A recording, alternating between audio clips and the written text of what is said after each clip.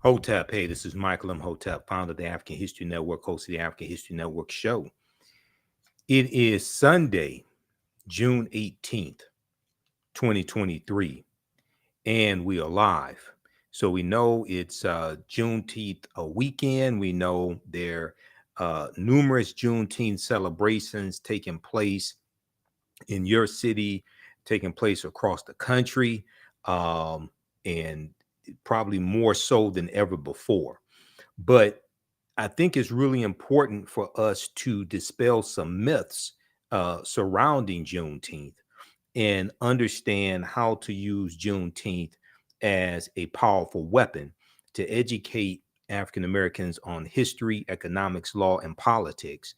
Also, to give America a massive history lesson because Americans are very ignorant of history, and also to fight for reparations, dealing with the repairing of the damage of a legacy of 246 years of slavery, decades of Jim Crow segregation, housing discrimination, voter suppression, redlining, closing the racial wealth gap, etc.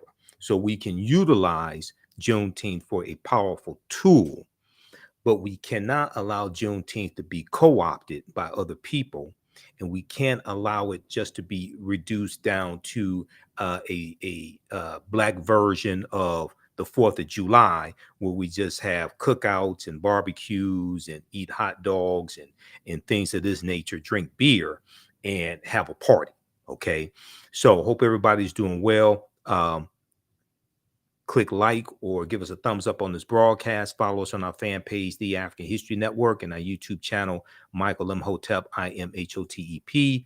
I'll also give you some information about class number 1 of our online class starting up today. After I finish this broadcast, Ancient Kemet, the Moors, and the Ma'afa, understanding the transatlantic slave trade, what they didn't teach you in school. So we have the information in the thread of this broadcast, so you can register for that 12-week online course.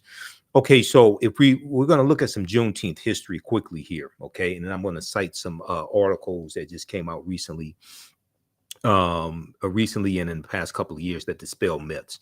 So blackpast.org has a good article, blackpast.org, Juneteenth, the growth of an African American holiday. And if we look at this briefly here, I want to focus in on this part right here. It talks about how Texas was far removed from battles during the Civil War, and Texas became a safe haven for slave owners. Okay, Texas, however, was another matter, isolated from both Union and Confederate forces during the Civil War, and thus spared horrific battles on its soil. Texas became Texas has become a place of refuge for slaveholders. Texas has become a place of refuge for slaveholders seeking to ensure that their property would not hear of freedom. Through April, May, and part of June 1865, they did not, largely speaking. Now, we're going to correct some history of this narrative, but we could say largely speaking. Finally, on June 19th, 1865, freedom officially arrived in Texas. One day before, on June 18th, 1865, Union General, Major General Gordon Granger, and 2,000 federal troops, mostly African American men, landed on the beach at Galveston, Texas, to take control of the last unoccupied Confederate state, which was Texas. Okay, so it took military force to bring Texas back into the Union. And General Order number 3 is enforcing the Emancipation Proclamation. Now, the Emancipation Proclamation did not legally free the enslaved Africans.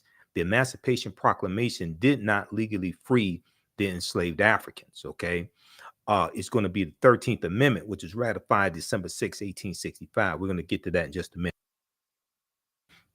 We'll come to that in just a minute because this is more misinformation that's floating around. Now, the following day, June 19th, Major General Gordon Granger read the contents of General Order number 3 from the balcony of Ashton Villa in Galveston, Texas. And I've actually seen a picture of Ashton Villa, is still standing there.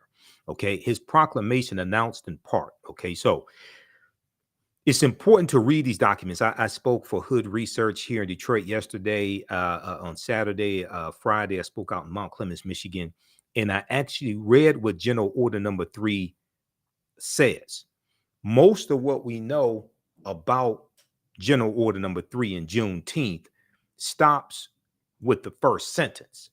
It says, quote, "The people of Texas are informed that in accordance with a proclamation from the executive of the United States," that would be Abraham Lincoln, but Lincoln's assassinated at this point. He's assassinated. He's shot April 4th, 1865 at the Ford Theater.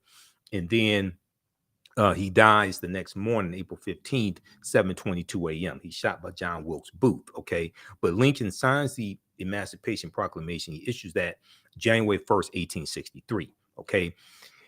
With a proclamation from the executive of the United States, all slaves are free. Now, one of the myths is that the way this story is told, they stop right there. All slaves are free. They don't read the rest of what General Order Number 3 says. Okay. General Order Number 3 goes on to say, and I want to zoom in on this because I don't want people to miss this. Okay. It goes on to say, this involves an absolute equality of personal rights and property rights between former masters and slaves, and the connection heretofore existing between them becomes that between employer and hired labor. So they're announcing that the slaves are free in Texas, but they're going to tell them to stay on the plantations and to seek wages from your former slave masters. Okay. Now, I don't want people to misunderstand. I'm not saying we should not celebrate and commemorate Juneteenth. I'm saying when we have these celebrations, we have to deal with the real history surrounding Juneteenth. We have to correct the history of Juneteenth and protect the history of Juneteenth. And we have to have information and teachings that are incorporated into our celebrations that deal with history, economics, law, and politics. Remember the acronym HELP: history, economics, law, and politics. All that has to be incorporated into our Juneteenth celebrations. At the same time, Juneteenth takes place in the month of June. June is Black Music Month and has been Black Music Month going back to 1978-79. So when you study the origins of these festivals, and in 1866, the year after 1865, 1866, you're going to have Jubilee Day that is first celebrated in Texas, and Jubilee Day is going to become Juneteenth. And they had music, they had celebrations. I totally understand being on a plantation in Texas and you not knowing when freedom is going to come. So I totally understand there were celebrations that broke out when those Africans got the news. There were celebrations subsequent years to commemorate those Africans getting the news. I totally understand that, because many of you all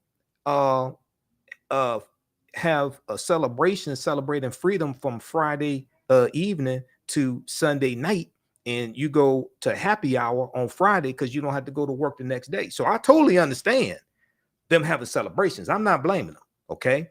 But it's important for us to really understand this history of what happened, and then the history that happens after 1865, when we go into the Reconstruction era, 1865, 1877, where you have advances that African Americans are making, and then we have a reversal of those advances with the Compromise of 1877 between Rutherford B. Hayes and Samuel J. Tilden.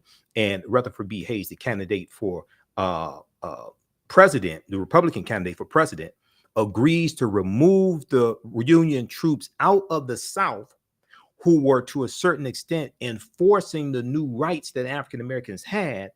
And this allowed the white supremacists, this allowed those Democrats, those of the Southern Democratic Party, the Southern Democrats, this allowed them to take back full control of the state legislatures, of the state government, of the local government, and continue the domestic terrorism against African Americans. And then we go into the Jim Crow era, okay?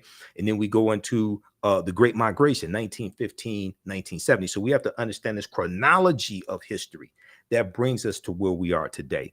And in these celebrations that we have of Juneteenth, we have to deal with the voter suppression and the rewriting of state constitutions that took place after Reconstruction ended largely, starting with the Mississippi State Constitution, State Convention of 1890, when they imposed poll taxes and literacy tests to suppress the African American vote. And this became known as the Mississippi Plan, which became the model that other former Confederate states used to rewrite their state constitutions, to impose poll taxes, literacy tests, property ownership requirements to be able to vote, grandfather clauses, things of this nature, okay? So all this history has to be infused, this teaching has to be infused into our Juneteenth celebrations to make this celebration a powerful tool for liberation. It can't just be a Black version of the 4th of July. And some people say, well, this is our Independence Day. No, it wasn't, because those African Americans were not independent once they were released from slavery, because they're largely released without any land, without tools, without compensation, no education, things like this. So even though some of us are going to be able to make a way out of no way, there still wasn't, we weren't independent, okay? We may have been freed, but we were not independent, generally speaking. Now we're going to create townships. We're going to create Black townships, things like this. But no, the 3.9 million former slaves were not independent. Okay. All right. And we know that many of them are going to be locked into a sharecropping system. Okay. To find because the South is trying to find a way they're trying to figure out where's the labor force going to come from, because the Union just freed, the enslaved Africans. Okay, so where's the labor force going to come from? So the sharecropping system is going to re-enslave many of those Africans after the 13th Amendment is ratified December 6, 1865, which legally ends chattel slavery. All right, so let's continue here. All right, so special General Order number 3 says that Major General Gordon Granger delivers June 19th, 1865. It says the people of Texas are informed that in accordance with a proclamation from the executive of the United States, all slaves are free. Okay, once again, in a lot of the news stories, MSNBC, CNN, things like this, a lot of this, they're going to stop right there. No, read the rest of it. This involves an absolute equality of personal rights and property rights between former masters and slaves, and the connection heretofore existing between them becomes that between employer and hired labor. Employer and hired labor. The freedmen are advised to remain quietly at their present homes and work for wages. So they did not want these Africans to leave the plantation. They didn't want them roaming around the South, coming up north. They wanted them to stay on those plantations and work for wages. Okay, work for salary. It goes on to say, General Order number 3 goes on to say, they are informed that they will not be allowed to collect at military posts, and that they will not be supported in idleness either there or elsewhere. So don't go to the military posts of the Union troops. Stay on the plantations. Continue to work for your former slave master for wages. Okay. Now, word of emancipation gradually spread over the vast state of Texas, despite the efforts of some slaveholders to maintain slavery. African Americans, however, would not be denied the liberty that had eluded them so long. When the news came, entire plantations were deserted. So some are still going to leave the plantation anyway. Some are still going to leave. Many African Americans brought from Arkansas, Louisiana, and Missouri during the Civil War returned home, while Texas freedmen, former slaves, headed for Galveston, Texas, Austin, Texas, Houston, and other cities where federal troops were stationed. Okay. Okay. Now, read the rest of this article here. Juneteenth, the growth of an African American holiday. Okay. This is at blackpast.org, blackpast.org. Okay. Now, we're going to dig deeper because I want to correct some misinformation. We're going to look at some myths dealing with Juneteenth. It's important for us to correct this misinformation when we come together and have these celebrations. Okay. And it's all right to it's all right to commemorate what's take place and celebrate freedom. The Emancipation Proclamation did not free the enslaved Africans. Okay. And the reason why it did not free them is, so if we look at this article here from history.com, official website of the History Channel, and I teach a lot of this history in my online classes. Okay, we have an online class that's starting up today, and I'm going to start teaching this as soon as we finish here with this broadcast. So we're going to start it shortly. We started 6 p.m. Eastern Standard Time today. I'm going to post a link here for Ancient Kemet, the Moors, and the Ma'afa, understanding the transatlantic slave trade, what they didn't teach you in school. We also have the information at our website, TheAfricanHistoryNetwork.com, TheAfricanHistoryNetwork.com. Okay, so the class is on sale, $80, regularly $130, and we do the sessions live. All the sessions are archived and recorded. You can go back and watch it anytime. All right, so we just posted the link here, and it's on the homepage of our website.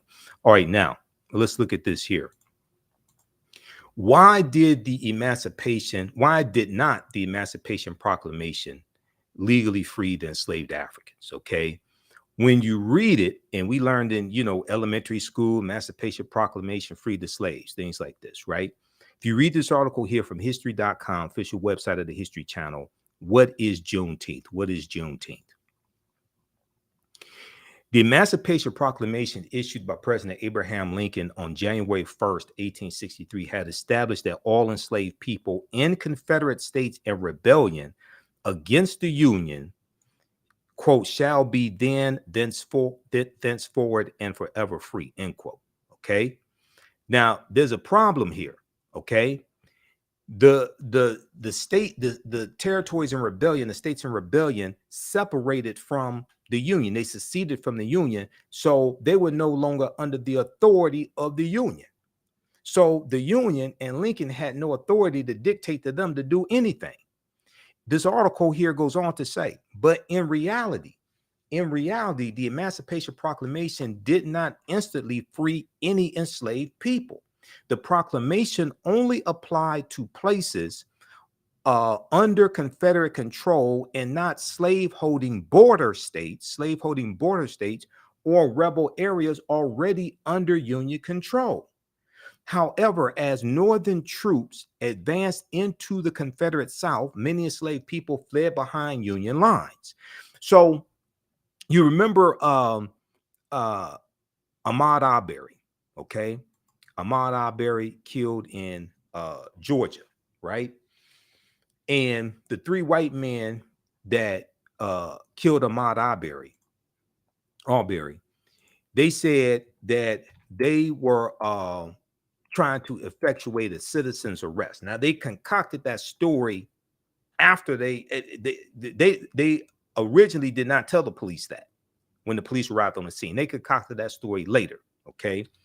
They said they were trying to effectuate a citizen's arrest. All right. Now, when you study Georgia, okay, and the citizen's arrest law in Georgia, that citizen's arrest law dates back to 1863 during the Civil War, when Georgia was part of the Confederacy.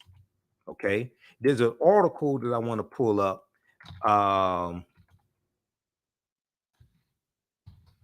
I talked about this during that period of time when the trial was taking place.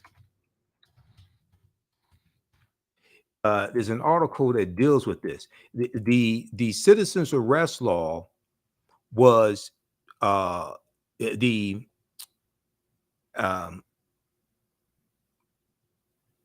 law dating back to 1863 in Georgia that dealt with um, targeting runaway slaves from plantations in Georgia. Okay, that's what that law dealt with. If we look at this article here this is from Reuters.com. So this shows you how we're still dealing with the legacy of the Civil War, still dealing with the legacy of slavery.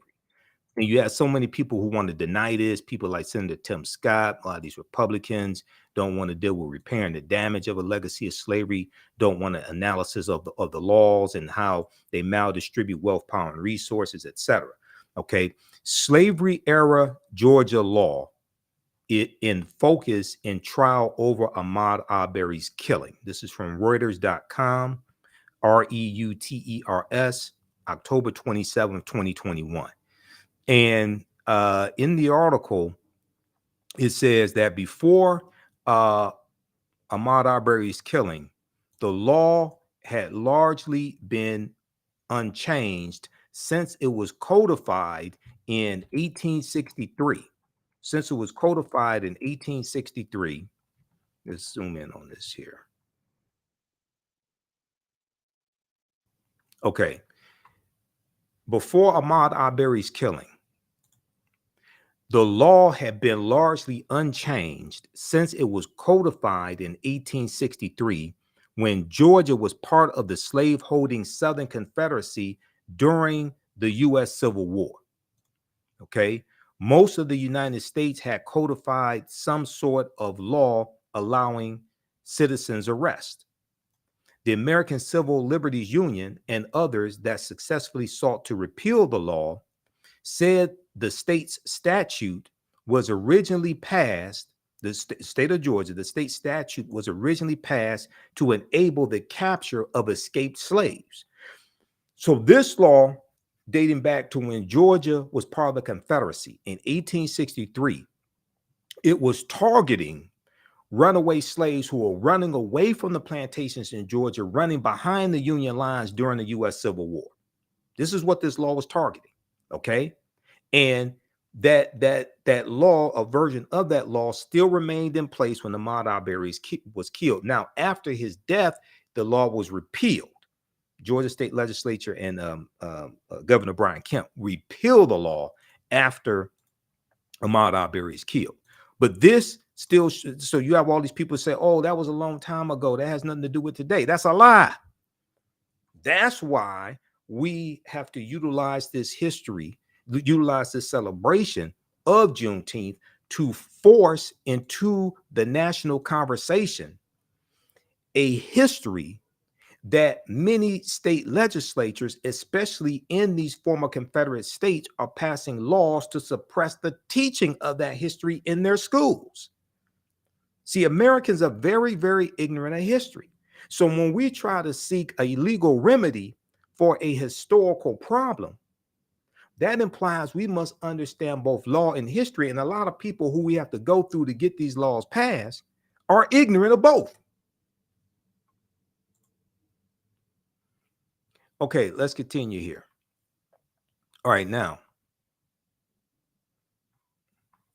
All right, so let me close out this article here. That's from Reuters.com. You can check that out. All right, now let's go back to this one. Okay, so I want to go to, so we look at the one from blackpast.org, okay, just to get some general information on Juneteenth. Now, let's go back and look at this one from history.com, okay. The Emancipation Proclamation only applied to places under Confederate control and not slave-holding border states like Maryland, Missouri, Kentucky, and Delaware. They were allowed to keep their slaves. And it did not apply to rebel areas already under Union control. However, as Northern troops advanced into the Confederate South, many enslaved African people fled behind Union lines. All right. Okay, so now, Major General Gordon Granger goes in with about 250,000. When he goes in, about 250,000 enslaved Africans in Texas. He's going to spend about a year going all throughout Texas enforcing General Order Number 3, okay? Because they have to take back Texas by military force. They have to take back Texas by military force. After the war came to a close, now for all practical purposes, the Civil War comes to an end April 9th, 1865, when General Robert E. Lee surrenders to Ulysses S. Grant at the Appomattox Courthouse, okay, but in Virginia. But the Civil War is going to go on to a lesser extent. Is going to go on to a lesser extent for about another 18 months or so, okay, or 16 months, another 16 months, because General Robert E. Lee's army in Virginia, his Confederate army, was the largest Confederate army, but it was not the only Confederate army, okay, in the Civil War. How do we know? Let's look at this article here. See, I teach this in my online classes. So if you haven't registered for my online history class, Ancient Kemet, the Moors, and the Ma'afa, understand the transatlantic slave trade, what they didn't teach you in school. You want to register for that right now, because we're going to start class number 1 as soon as I finish this broadcast here. Okay, we do class number 1 today, June 18th, 2023. This is a 12-week online course that I teach, and we deal with thousands of years of history and what leads up to the transatlantic slave trade taking place. We just posted a link here, and it's on the homepage of our website, TheAHNShow.com, TheAHNShow.com. All right, let's look at this article here. Why the Civil War actually ended 16 months after General Robert E. Lee surrendered. Okay, for one thing, there was a little confusion in Texas. Okay, this is from history.com, official website of the History Channel. So it talks about Lee surrendering to Ulysses S. Grant Appomattox Courthouse, marking the beginning of the end of the grinding 4-year-long U.S. Civil War, which is 1861 to 1865. But it would be more than 16 months before President Andrew Johnson, who succeeded Lincoln, who was Lincoln's vice president, succeeds Lincoln after Lincoln is assassinated, before Andrew Johnson would declare a formal end to the conflict in August of 1866. Okay. Now, the reason why, now this picture right here, this is a picture of General William Tecumseh Sherman meeting with General Joseph E. Johnston to discuss terms of surrender of Confederate forces in North Carolina. Okay. Because Joseph E. Johnston was another Confederate general. All right. So when Lincoln surrenders, that's just his army. All right. General Robert E. Lee's was just one Confederate army to fall. For one thing, Lee had surrendered only his army of Northern Virginia to General Ulysses S. Grant. A number of other Confederate forces still remained active, starting with General Joseph E. Johnston's Army of Tennessee, which was the second largest Confederate army after General Robert E. Lee's. But then you also had General Nathan Bedford Forrest of Tennessee, and Nathan Bedford Forrest, his army. Okay, now in 1867, Nathan Bedford Forrest becomes the first Grand Wizard of the Ku Klux Klan, and he's a hero to some people in Tennessee, even to this day. All right, so the Civil War is going to go on for another 16 months or so, up until August of 1866. All right, now keep that in mind. All right, now let's continue. How's everybody doing? Give us a thumbs up, give us a heart, give us a like on this broadcast. Also, if you like this type of information, you can support the African History Network, okay? Because we definitely need your support. $ the AHN Show through Cash App, $ the AHN Show through Cash App, also through PayPal, paypal.me/the AHN Show, paypal.me/the AHN Show. This helps us keep doing the work, stay on the air, keep broadcasting, finance the research, buy new equipment. I just had to buy this laptop here in March, early March. This was $700. I had to invest in a new laptop to be able to broadcast and edit video and do the type of work that we do here at the African History Network. Okay. And we also have our links to Cash App, PayPal on our homepage of our website, TheAHNShow.com, TheAHNShow.com. All right, let's continue here. Okay, so we've already dispelled some myths. And when we look at this here, let's go to, okay, let's close this article out. I have a bunch of tabs open here in Google Chrome. Let's go back to the first article, What is Juneteenth, here from history.com. Okay. All right. Now, after the war came to a close in the spring of 1865, Major General Gordon Granger's arrival in Galveston that June signaled freedom for Texas's 250,000 enslaved African people. Although emancipation did not happen overnight for everyone, in some cases, enslavers withheld the information until after harvest. Celebrations broke out among newly freed Black people, and Juneteenth was born. Okay. Now, some enslaved Africans are going to get the news that they're free, but their slave masters are not going to let them go. They're going to be held by force. Okay. So Juneteenth was not the last day of slavery. June 19th, 1865 was not the last day of slavery. Some of these Africans are going to be held in captivity until the next year, 1866. And the Emancipation Proclamation does not legally end chattel slavery. What legally ends chattel slavery is when the 13th Amendment to the U.S. Constitution is ratified December 6, 1865. When the 13th Amendment to the U.S. Constitution is ratified December 6, 1865. That's legally going to end chattel slavery. Okay. All right. Now, the year following 1865, freedmen, these former slaves, freedmen in Texas, organized the first of what became the annual celebration of Jubilee Day on June 19th. Now, June 19th was not the date that all 250,000 or most of the 250,000 enslaved Africans got the word that they were free. Once again, Major General Gordon Granger and his troops are going to go throughout the state of Texas for almost a year, delivering General Order Number 3, enforcing it, and taking back control of the state of Texas by military force. June 19th was the date that was agreed upon to celebrate those enslaved Africans getting the word of General Order Number 3 and it being delivered. But that was not the only day that it was delivered. That was not the day that all of them got the news. Okay, that's the date that was the date agreed upon to celebrate them getting the news and General Order Number 3 being delivered. All right, now in the ensuing decades, Juneteenth commemorations featured music, barbecue, prayer services, and other activities, and as African Americans migrated from Texas to other parts of the country, the Juneteenth tradition spread. In 1979, Texas became the first state to make Juneteenth an official holiday.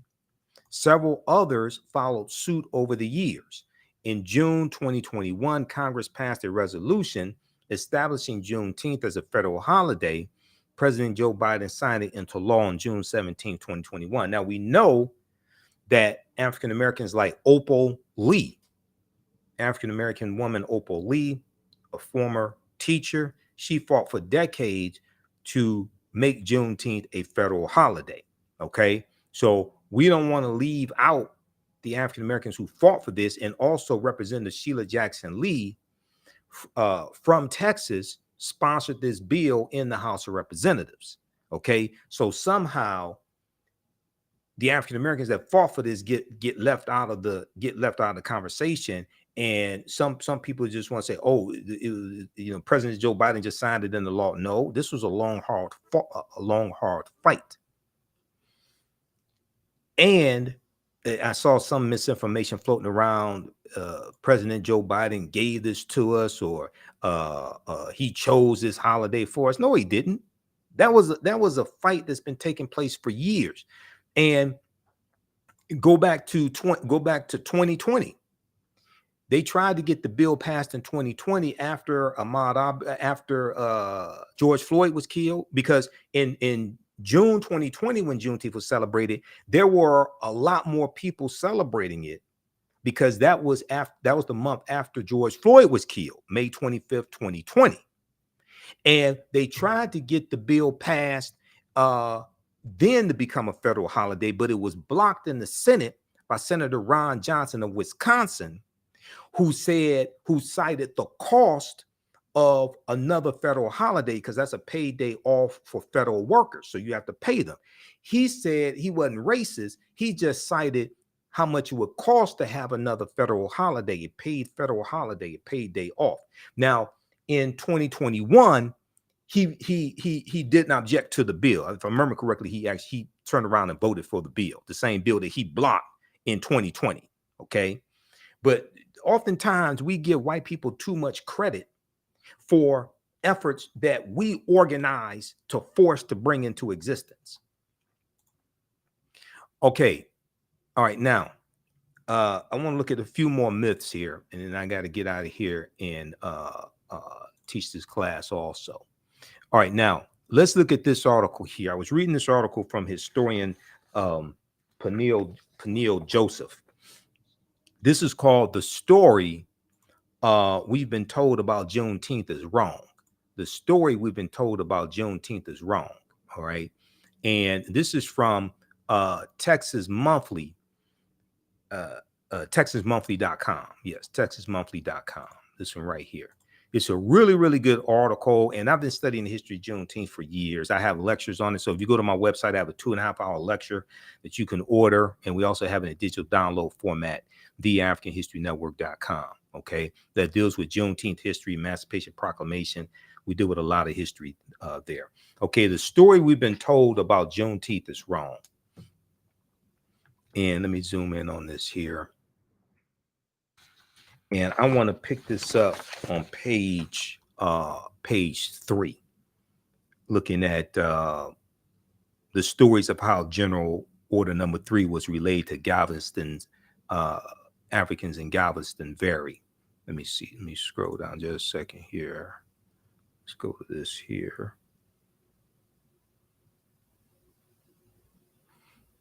Okay, George Floyd's public execution by former Minneapolis, Minnesota police officer Derek Chauvin, May 25th, 2020, sparked months of demonstrations that swelled into one of the largest social justice movements in American history and elicited an unprecedented collective outpouring of racial grief.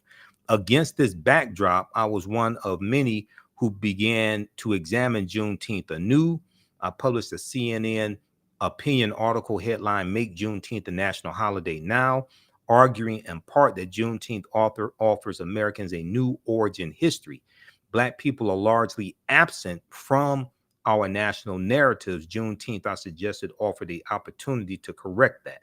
But we have to correct the history of Juneteenth and protect the history of Juneteenth. Okay. Now,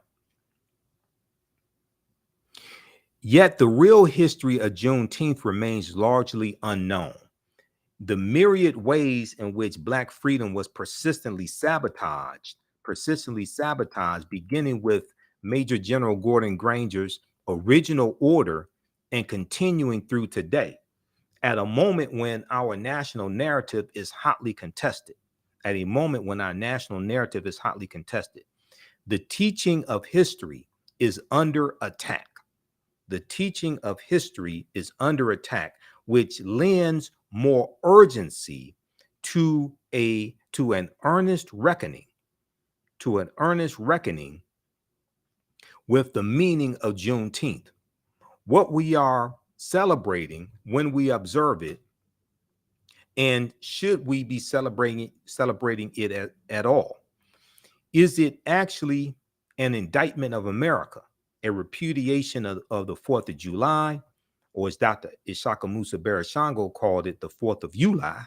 He wrote the book, African People and European Holidays and Mental Genocide, Dr. Ishaka Musa Barashango. Is it a day worthy of veneration, of shame, or of both? Okay, so then he goes in and says, when Major General Gordon Granger first sailed into Galveston, Texas in June 1865, he was accompanied by roughly 2,000 troops, 2,000 Union troops. At the time, Galveston was the most populous city in Texas, with a bustling and lucrative port managed partly by Black workers who transported goods and gossip from around the world, from around the world. Now, Gordon Granger and his staff commandeered a villa in town and set out on the impossible mission of bringing a semblance of order and security to the largest secession state of the newly restored Union.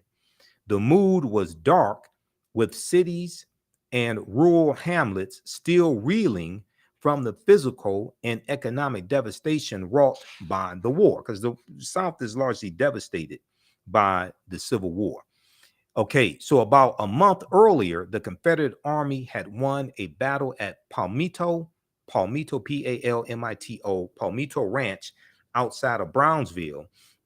That clash, the last major action of the Civil War, had been waged more than a month after General Robert E. Lee's surrender in Virginia. So once again, the Civil War did not come to an end April 9th, 1865. Okay, it's still going to go on to a lesser extent, and it's going to go on till August of 1866.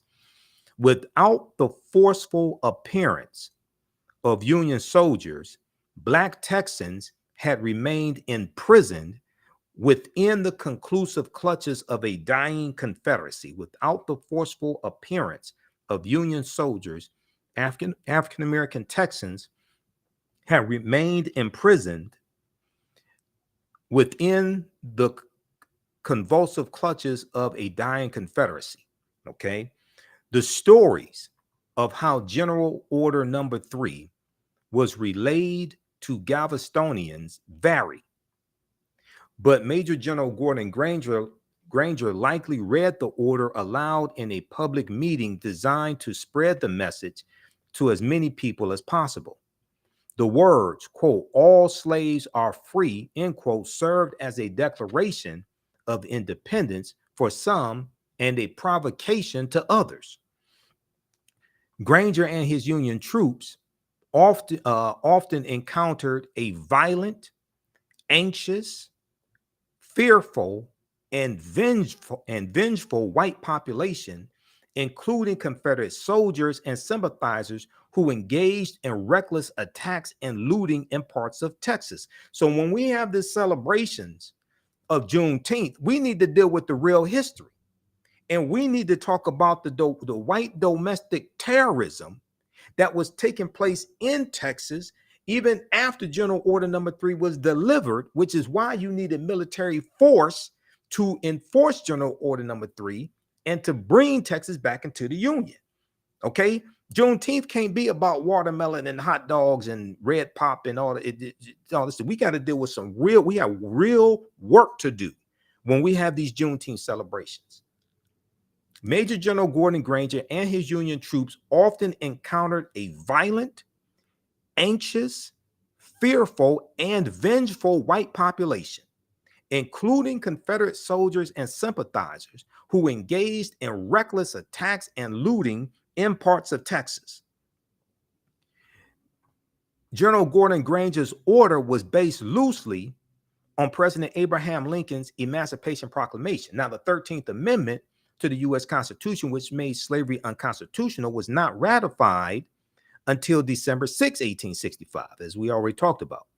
Now, the order, General Order Number 3, first declared that the formerly enslaved people were free based on, quote, absolute equality and personal rights and rights of property, end quote, between Black people and those who have presumed legal ownership of them.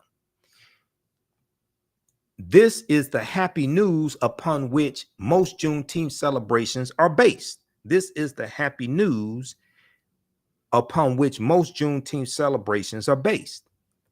It's also an oversimplified tale of what happened that day, okay, and subsequent days.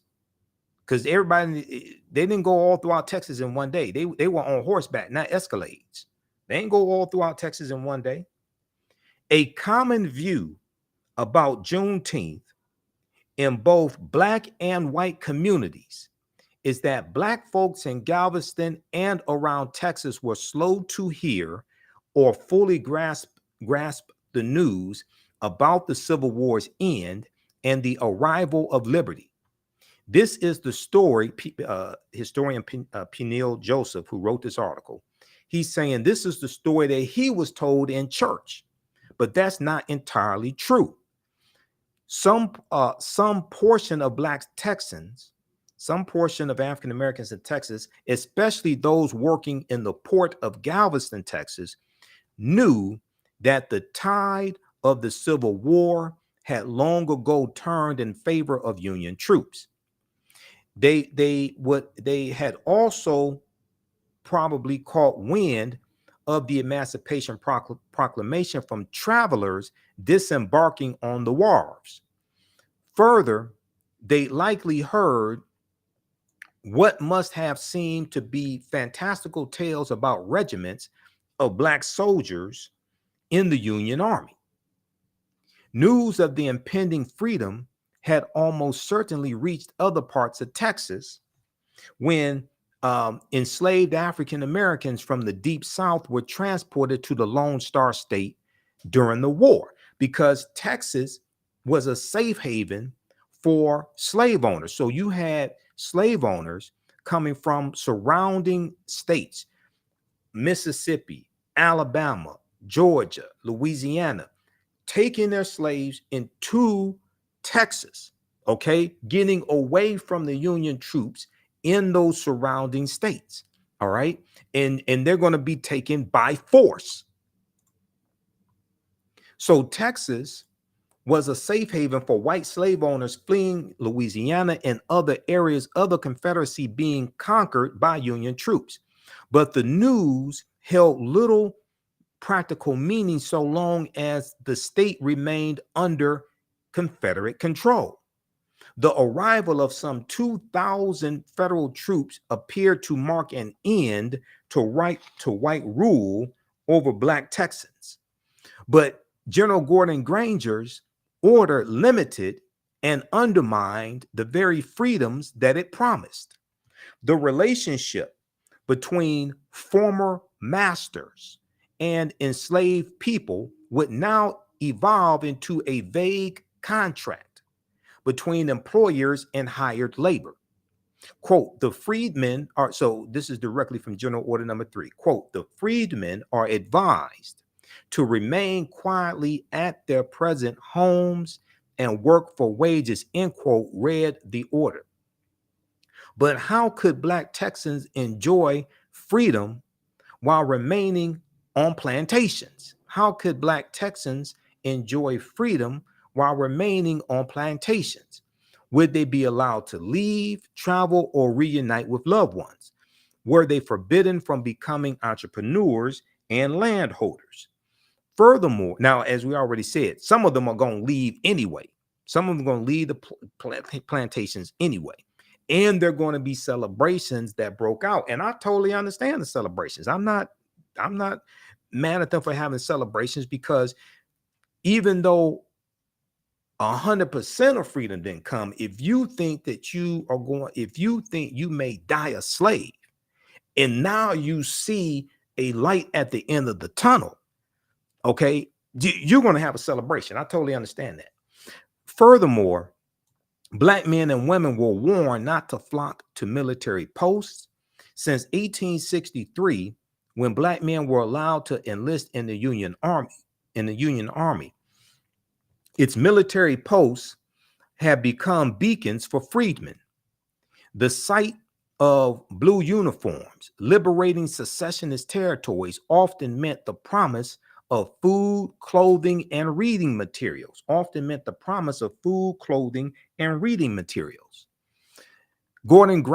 General Gordon Granger's warning that Black Texans will not be supported in idleness on military posts or elsewhere was an admonishment, a warning suggesting that they could not rely on federal troops, whether those Texans were seeking protection, searching for news about family and friends, looking for work, or in need of food.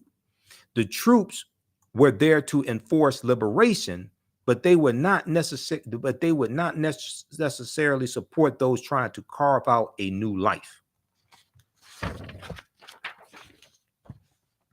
All right, now this is why even after General Granger arrived, many Black folks responded to the news of freedom cautiously. Many Black folks responded to the news of freedom cautiously, fearing reprisals, fearing backlash from white people in Texas.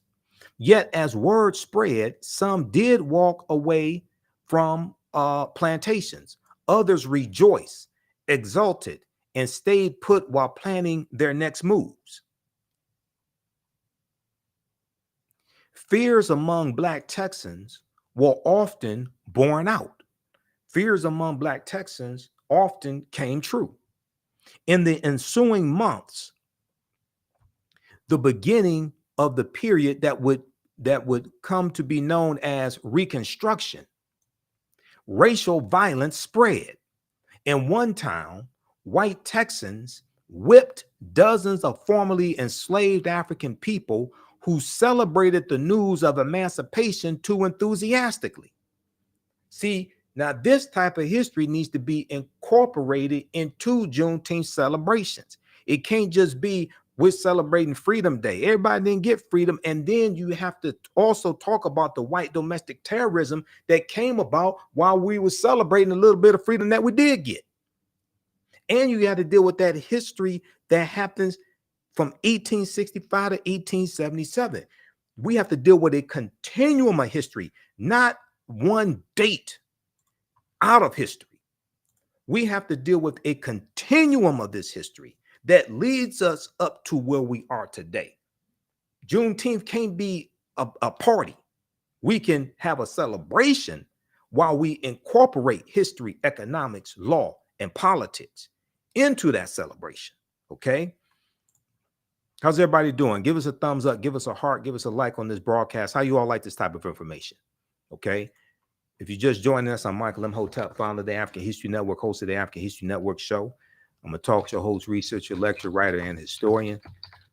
So it's Monday, June 18th, 2023. And as soon as I finish this, I'm going to teach class number 1 of my online history class, Ancient Kemet, the Moors, and the Ma'afa, Understanding the Transatlantic Slave Trade, what they didn't teach you in school. We're going to start with, we'll do an overview of class number 1. I'll give you some information about that here as well. And I'm doing my radio show tonight, the African History Network show. We do that Sundays, 9 p.m. to 11 p.m. Eastern Standard Time on 9:10 a.m. Superstation WFDF.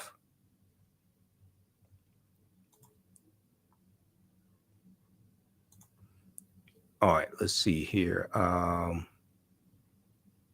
Okay, let's continue.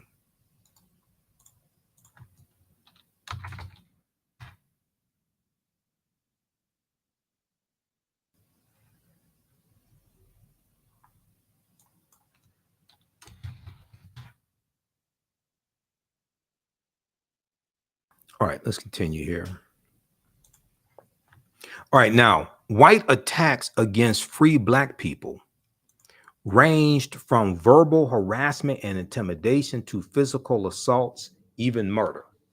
Okay, this is after they get the news in 1865, right?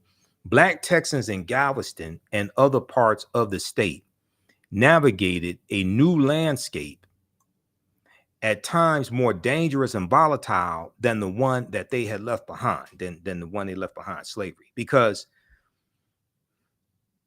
during slavery, they had some type of value to the slave owner. So even though many slave owners were abusive,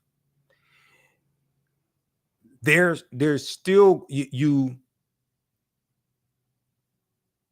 weren't subject to domestic terrorism from other white people attacking you because they knew you were owned by somebody.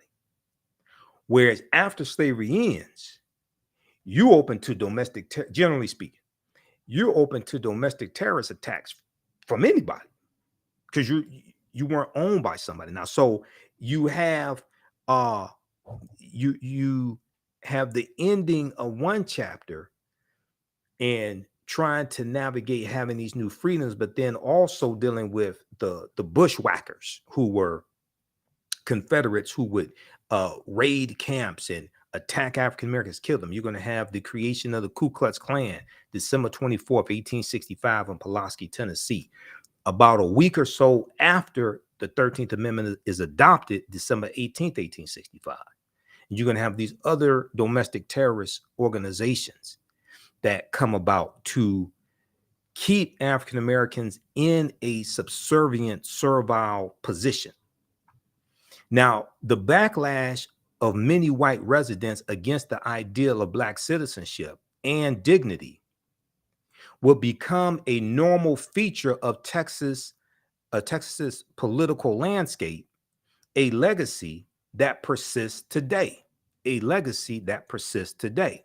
Just as limitations, and all we got to do is look at two African American members of the state legislature in Texas, Justice Pearson and Justin, I think it's Justin Johnson. We saw them being expelled for standing up and wanted to deal with common sense gun laws in Texas and see those white supremacists in the Texas state legislature vote them out. And the white female Texas lawmaker, she was saved by one vote. She almost got voted out also. Just as limitations on Black freedom were baked into Gordon Granger's emancipation announcement, racial discrimination became embedded in public policies that propagated unequal housing and employment opportunities, wealth gaps, educational and residential segregation, police brutality, and political disenfranchisement. Black codes in Texas and throughout the South prevented African Americans from voting, securing fair labor contracts, attending racially integrated public schools, or owning land. For many years, General Granger's arrival in Galveston, Texas, freedom could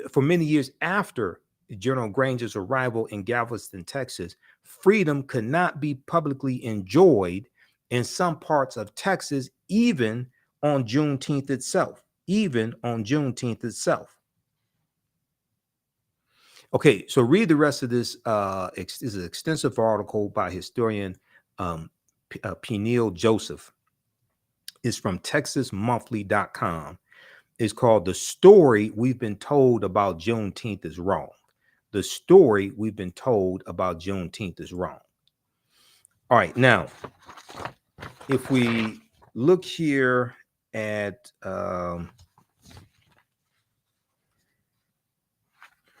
let's see here. Okay, so that deals with dispelling some of the myths dealing with Juneteenth. There's also another article that you can check out. This is from a couple of years ago. This is from the Washington Post. This is called 5 Myths About Juneteenth. No, it's not the only celebration of emancipation. 5 myths about Juneteenth, okay? Because they mention in here, there's a celebration of emancipation older than Juneteenth by a couple of years. And that is in Gallipolis, Ohio. A town in Gallipolis, Ohio, had the real oldest celebration of the end of slavery.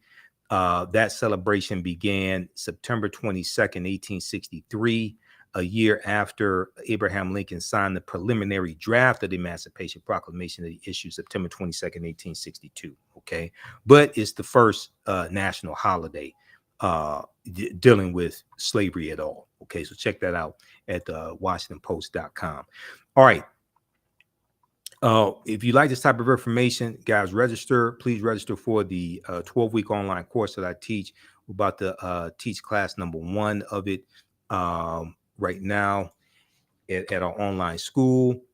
So the class is on sale, $80, regularly $130. So let's just keep doing the research, stay on the air, keep broadcasting, pay some of the bills, etc. It's a 12-week online course that I teach ancient Kemet, the Moors, and the Ma'afa, understanding the transatlantic slave trade, what they didn't teach you in school. And let me see here.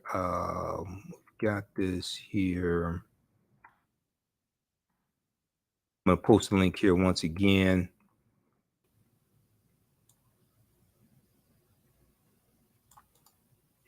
You can use this information with your children. I would say the content is PG-13. We do a PowerPoint presentation, our book references, articles, video clips. We do the sessions live. All the sessions are archived and recorded, so you can go back and watch it anytime. The normal day of this class is going to be on Saturdays, 2 p.m. to 4 p.m. Eastern Standard Time.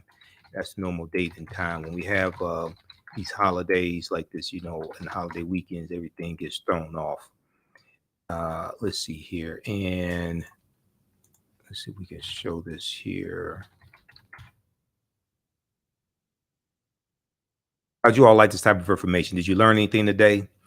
Be sure to listen to the African History Network show on Sundays, 9 p.m. to 11 p.m. Eastern Standard Time. We broadcast on 9:10 a.m. Superstation WFDF, and our Facebook fan page, The African History Network, The African History Network, and our YouTube channel, Michael Imhotep, Imhotep.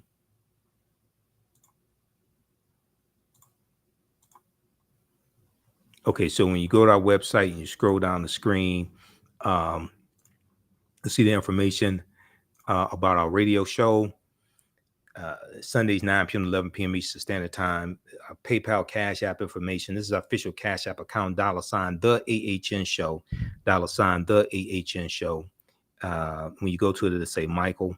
It may show my picture there. Click right here for Cash App. Takes you to our Cash App QR code also. Now, these other ones are fake African History Network Cash App accounts. Our tag is $TheAHNShow, SHOW. So if you type it in manually, type in the full Cash App tag, because some of these other fake ones will come up first, and they've been stealing money from us. It's like 5 fake ones out there I've identified. I'm still trying to get them shut down. I've opened up a fraud report with Cash App last year. I'm still trying to get them shut down. But here's information here about our online class, Ancient Kemet, the Moors, and the Ma'afa, understanding the transatlantic slave trade. Kemet's one of the original names for Egypt. The Ma'afa is a Kiswahili term which refers to the transatlantic slave trade, which is our great disaster. So click right here, register for full 12-week course. It's on sale, $80, regularly $130. You also get free 5 free lectures of mine that are in the video library. Okay, so this is our summer class. Scroll down, just click right here on the purple button. It says enroll here. It says enroll, and you can do debit card, credit card, PayPal. If you want to do Cash App, email us at AHNShow. AHNShow at TheAfricanHistoryNetwork.com, or email us right through the website to pay through Cash App. Okay. All right. So you're going to learn so much in this class. We cover about 80 to 100 articles. There's 7 books that we use as our main books as reference. You don't have to buy any of these books. We show them. I show you an excerpt of them on the screen. I do a PowerPoint presentation as well. I put together the whole curriculum for this class. I've been teaching this class on and off since 2017. I've been studying history 31 years. You see my videos. You see me on the African History Network show. You see me on Roland Martin Unfiltered and Faraji Muhammad show, The Culture. So register for this class, and we'll see you in class in a few minutes. Remember, right now is corrects wrong behavior. It's not over till we win Wakanda forever. And we'll talk to you next time. Peace.